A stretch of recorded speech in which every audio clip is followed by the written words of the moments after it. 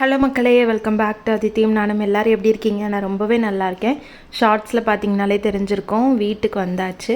ஒரு 10 நாளைக்கு அப்புறம் வீட்டுக்கு வந்து பார்க்குறப்ப அப்படியே தலைகீழ இருக்கும் வீடு. போகிறப்ப எல்லாம் நம்ம க்ளீன் பண்ணி நீட் பண்ணி வச்சுட்டு தான் போவோம். ஆனால் ரிட்டன் வந்து பார்த்தா அப்படியே பேச்சுலர் வீடு மாதிரி தான் வந்து ஆக்கி வச்சுருப்பாங்க. இது எல்லா லேடிஸாலேயும் ரிலேட் பண்ணிக்க முடியும்னு நினைக்கிறேன். ஸோ இங்கேயும் அப்படி தான் இருந்துச்சு. கடைன்னு வந்து மிஷினில் போட வேண்டிய துணியெல்லாம் ஒரு 2-3 பேட்சாக போட்டு காய வச்சுட்டேன். அதுக்கப்புறம் வந்ததும் மெயினாக செக் பண்ணுறது என்னன்னு பார்த்தீங்கன்னா, என்னோடய இரும்பு கடாயை தான் நான் வந்து பார்ப்பேன். ஏன்னு பார்த்தீங்கன்னா, அதில் வந்து ஈஸியாக வந்து ரஸ்ட்டு வந்து ஃபார்ம் ஆகிடும். போகிறப்பவே நல்லா கழுவிட்டு அப்புறம் ஆயிலெலாம் சுற்றி நல்லா அப்ளை பண்ணி வச்சுட்டு தான் போயிருந்தேன். அதனால் வந்து ஒன்றும் ப்ராப்ளம் இல்லை, கொஞ்சம் நல்லா தான் இருந்தது. ரெகுலராக மெயின்டைன் பண்ணுறப்ப நமக்கு ரஸ்ட்டு வராது. இந்த மாதிரி ஒரு 10 days 15 days அப்படியே வச்சிட்டோம் அப்படின்னா கண்டிப்பாக வந்து அதில் கொஞ்சம் கொஞ்சமாக துருப்பிடிக்க ஆரம்பிச்சிடும். அதனால் வந்ததுமே வேலையாக அதையும் நல்லா கழுவிட்டு வந்து மறுபடியும் ஆயில் போட்டு அப்ளை பண்ணி வச்சிட்டேன். அப்புறம் பார்த்துருந்திங்கன்னா வீட்டில் இருந்தே அம்மா வந்து மாவுலாம் அரைச்சி வந்து கொடுத்து விட்ருந்தாங்க. எப்போவுமே அங்கேருந்து கிளம்புறப்போ ஒரு பேட்ச்சு இது புளிக்குழம்பு பொடி, சாம்பார் பொடி, அதுக்கப்புறமா புளியோதரை பொடி, இட்லி பொடி நான் இங்கே வந்து திரிச்சதே கிடையாது. எப்போவுமே அம்மா தான் பாப்பாவுக்கு தனியாக எனக்கு தனியாக எல்லாமே திரித்து கொடுத்து விட்ருவாங்க.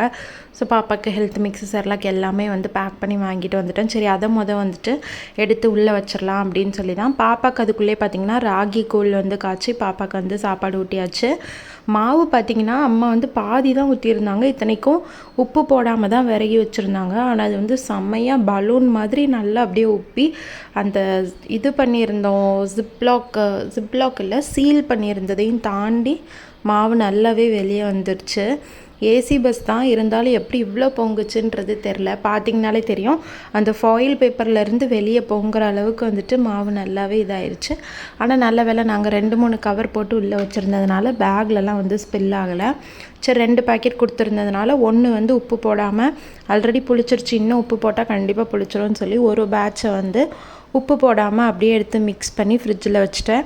இன்னொரு பேட்சை மட்டும் எடுத்து நல்லா உப்பு போட்டு மிக்ஸ் பண்ணி வச்சுட்டேன். ஸோ நைட்டு பாப்பாவுக்கு இட்லியும் ஊற்றிக்கலாம், அதுக்கப்புறம் தோசைக்கும் கரெக்டாக இருக்கும் அப்படின்னு சொல்லி பாப்பாவுக்கு சாப்பாடு ஊட்டியாச்சு. நானும் இட்லி பொடி அம்மா ஃப்ரெஷ்ஷாக கொடுத்து விட்ருந்தாங்கல்ல, அதனால் இதை வச்சே தோசை ஊற்றி நம்மளும் அந்த இட்லி பொடியை வச்சே சாப்பிட்றலாம் அப்படின்னு சொல்லிட்டு தான் ரெடி பண்ணிகிட்ருக்கேன். பொதுவாக நான் மாவு அரைச்சேன்னு வைங்களேன், நைட் அரைச்சா ஒரு 4-5 ஹவர்ஸ்லேயே நல்லா புளிச்சு போயிடும். ஆனால் அதே இது அம்மா அரைச்சாங்கன்னா சுத்தமாக புளிக்காது. ஒவ்வொருத்தர் கை வாக்குன்னு சொல்லுவாங்கள்ல, எனக்கெல்லாம் 4-5 மணி நேரத்துலேயே நல்லா புளிச்சிரும். ஆனால் அம்மா வந்து மாவு அரைச்சா 4-5 நாள் கழித்து இட்லி ஊற்றலாம், அந்தளவுக்கு புளிப்பே இல்லாமல் இருக்கும். அப்படி சீக்கிரமாக புளிக்கிறது நல்லதா என்ன அப்படின்றது தெரியல. உங்களுக்கு தெரிஞ்சால் வந்து எனக்கு கமெண்ட்டில் சொல்லுங்கள். அப்புறம் தோசைக்கல்லும் வந்து பார்த்திங்கன்னா 10 நாள் யூஸ் பண்ணலை இல்லையா, அதனால் வந்து சோப்பு போட்டு கழுவினேன். ஸோ தோசை சரியாக வரலை. சரி, ரவுண்டாக கொஞ்சம் ஊத்தாப்ப மாதிரியே ஊற்றிக்கலாம் அப்படின்னு சொல்லிட்டு பக்கத்துலேயே நெய்யும் வந்து உருக்கிட்டேன். பாப்பா கஞ்சி ஓரளவு குடிச்சுப்பா. ஆனால் நம்ம எப்படி சாப்பிட்றப்ப தோசை கொடுத்தோன்னா ஒரு பாதி தோசை அந்த மாதிரி கொஞ்சம் விரும்பி சாப்பிடுவா. அதனால் பாப்பாவுக்கு ஒரு குட்டியாக ஒரு தோசையை ஊற்றிட்டு நானும் 2 தோசை வச்சுட்டு பொடி வச்சு சாப்பிட்டாச்சு 2 பேருமே. சாப்பிட்டுட்டு பார்த்திங்கன்னா வீட்டில் கொஞ்சம் எண்ணெய் அதெல்லாமே கொஞ்சம் தீர்ந்து போச்சு. சரி, என்னென்ன இல்லை அப்படின்றது லிஸ்ட் எடுத்துகிட்டு பிக் பாஸ்கெட்லேயே ஆர்டர் போட்டேன். ஸோ ஆர்டர் போட்டிருந்த திங்ஸ் எல்லாமே வந்துருச்சு. ஸ்விக்கி ஜொமேட்டோவோட பார்த்திங்கன்னா பிக் பாஸ்கெட் வந்து கொஞ்சம் சீப்பாக இருக்கும், நிறைய ஆஃபர்ஸும் இருக்கும், டெலிவரி சார்ஜு சுத்தமாக இருக்காது. ஸோ யாராவது க்ராசரி வந்து ஆர்டர் பண்ணணும்னு வச்சிங்கன்னா பிக் பாஸ்கெட் ட்ரை பண்ணலாம், இல்லை பிளிங்கிட் ட்ரை பண்ணலாம். காய்கறியும் நல்லாவே ஃப்ரெஷ்ஷாக இருக்கும். சப்போஸ் நமக்கு அழுகுனது இல்லை கெட்டு போனது வந்தால் கூட ஈஸியாக நம்ம ரீஃபண்ட் பண்ணியிருக்கலாம். ஸோ வாங்கிட்டு வந்த பொருள் எல்லாம் எடுத்து நான் வந்து அடுக்கி வச்சுட்டு சமையலை வந்து ஸ்டார்ட் பண்ணணும். அதுக்கு முன்னாடியே பாப்பா வந்து கொஞ்சம் நேரம் டிவி பார்த்தா, இப்போ அவள் கூட உட்காரலைன்னா கண்டிப்பாக டென்ஷன் ஆகிடுவா. அதனால் சரி, அவள் கூட கொஞ்சம் நேரம் உட்காந்து விளையாடிட்டு மறுபடியும் சமைக்க போகலாம் அப்படின்ட்டு தான்.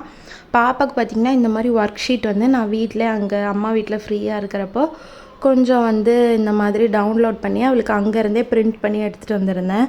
மேட்ச் பண்ணுற மாதிரி, கலர் பண்ணுற மாதிரி, அப்புறமா வந்து கவுண்ட் பண்ணுற மாதிரி இதெல்லாம் வந்து இப்போ ஸ்டார்ட் பண்ணலாம் அப்படின்றது தான். ஏன்னா பாப்பாவுக்கு 2 years கம்ப்ளீட் ஆயிடுச்சு. ஸோ இந்த மாதிரி கொஞ்சம் ஆக்டிவிட்டி கொடுக்கலாம், அவளுக்கு கொஞ்சம் புதுசாக இருக்கும், நல்லா என்ஜாய் பண்ணுவாள் அப்படின்னு தான்.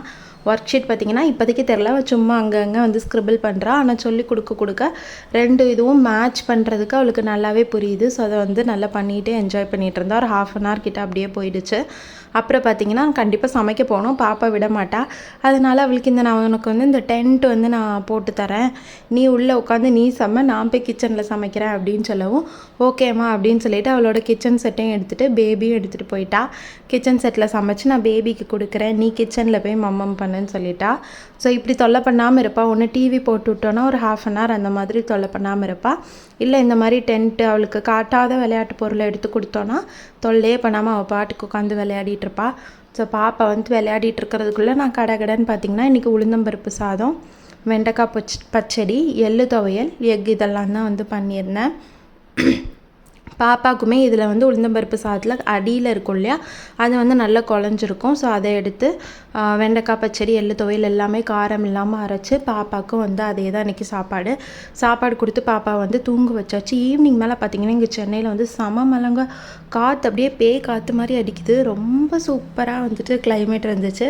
பாப்பா தூங்கிட்டு இருந்தால் சரி மாடியில் போயிட்டு பார்க்கலான்னு சொல்லி கொஞ்சம் நேரம் அங்கே வந்து நல்ல ஃப்ரீயாக வந்து கொஞ்சம் ரிலாக்ஸ்டாக நின்று மழையெல்லாம் என்ஜாய் பண்ணிவிட்டு அப்படியே வீட்டுக்கு வந்தாச்சு. வீட்டுக்கு வந்து ஹஸ்பண்டும் எழுந்துட்டாங்க. ஸோ அவங்களுக்கும் வந்து சாப்பாடுலாம் கொடுத்துட்டு அப்படியே அவங்களும் ஆஃபீஸ் கிளம்பியாச்சு. ஸோ இப்படி தான் எங்களோட ரொட்டீன் இன்றைக்கி மார்னிங்லேருந்து ஈவினிங் வரைக்கும் போச்சு. இந்த விலாக் உங்களுக்கு கண்டிப்பாக பிடிச்சிருந்துருக்கும்னு நினைக்கிறேன்.